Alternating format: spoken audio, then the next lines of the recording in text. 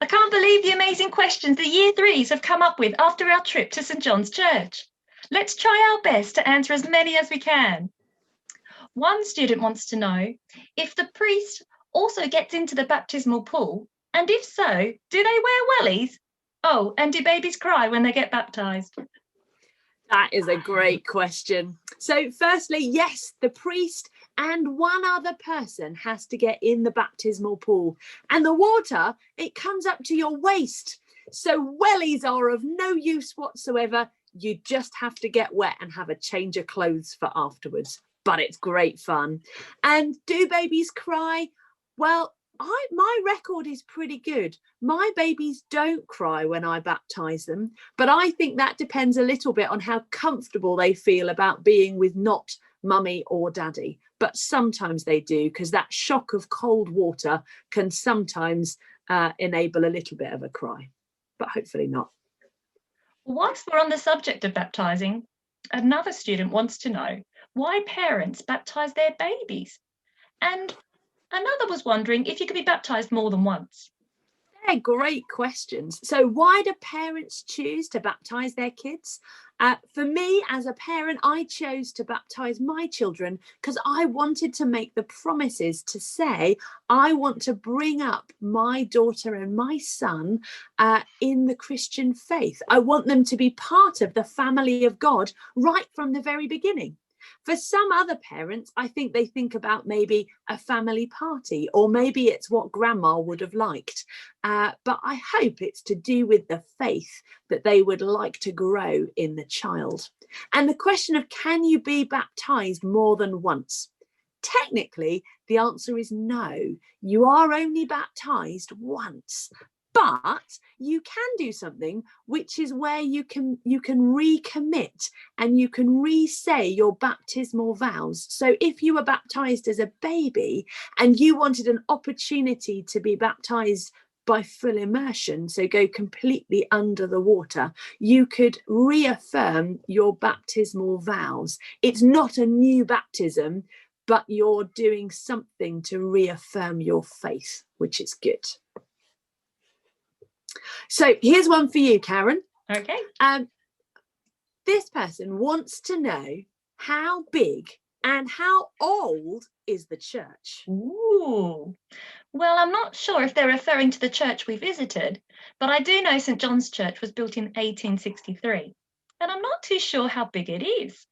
I suggest you might want to go down there and visit it yourself, maybe once we can get out and about again.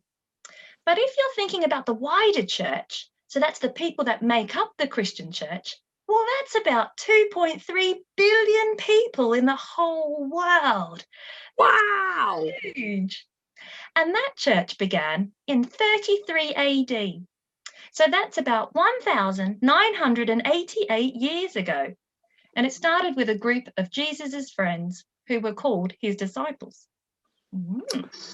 So I guess they would have been the very first Christians.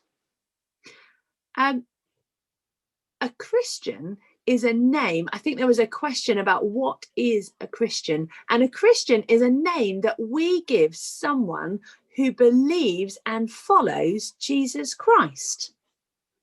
Actually, talking about Christians, another child was asking about the difference between the Church of England and the Catholic Church.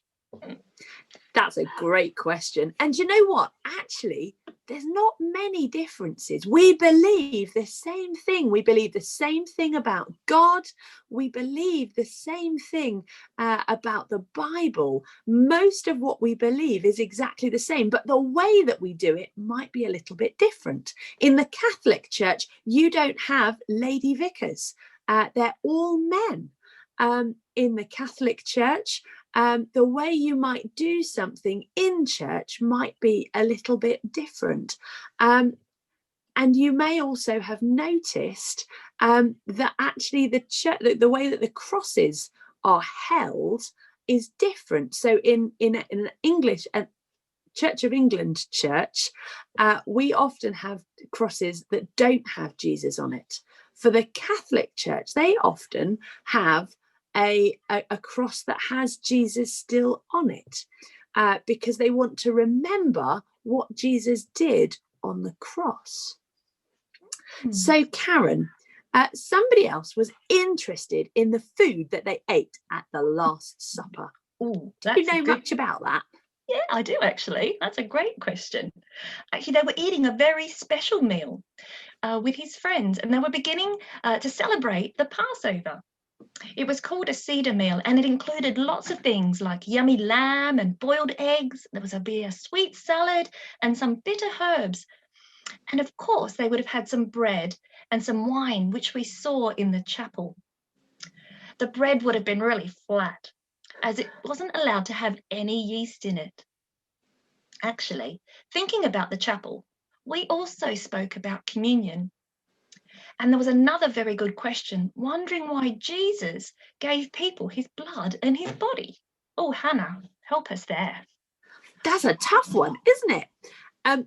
So at communion, we use bread and we use wine, which Jesus used at the Last Supper.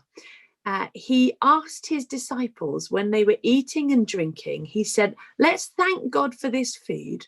And then every time you eat and drink this, I want you to remember me. And the reason he said that is that Jesus went on to die. And Christians believe that Jesus died on the cross so that all of our sins, all the things that we've done wrong, can be forgiven and we can have a relationship with God.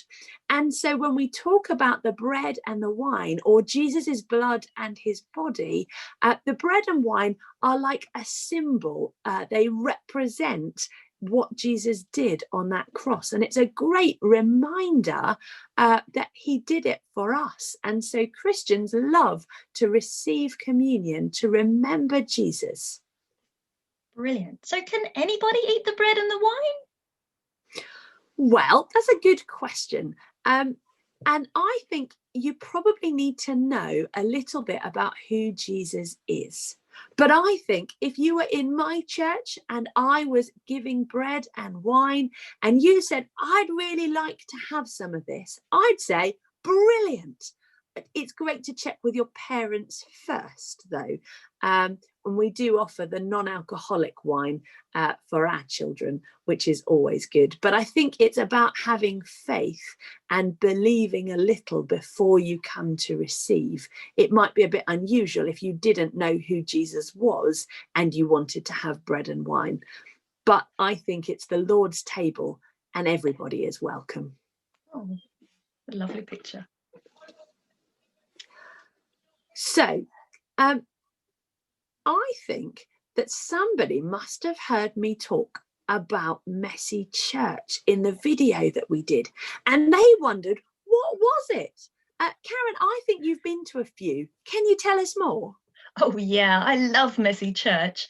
And messy church is just another way of us experiencing church together. It's generally aimed more at families, and there's lots of messy crafts and messy activities that you can do together that might link around the theme of the day or the event. There's often a story, something from the Bible, and a meal that we can all sit and eat together. It's normally lots of fun, and it is a great way to come and experience church if you've never been before. Wow. Well, I want to say thank you, Year 3, for your amazing questions. We've loved receiving them and having a go at answering them. I don't think we've managed to do every single one of them, but I hope we've done most of them. We've really enjoyed being part of your RE topic this term, and we really hope to see you again in the future, either online or actually in person. Brilliant. Thank you, Hannah. Bye. Bye.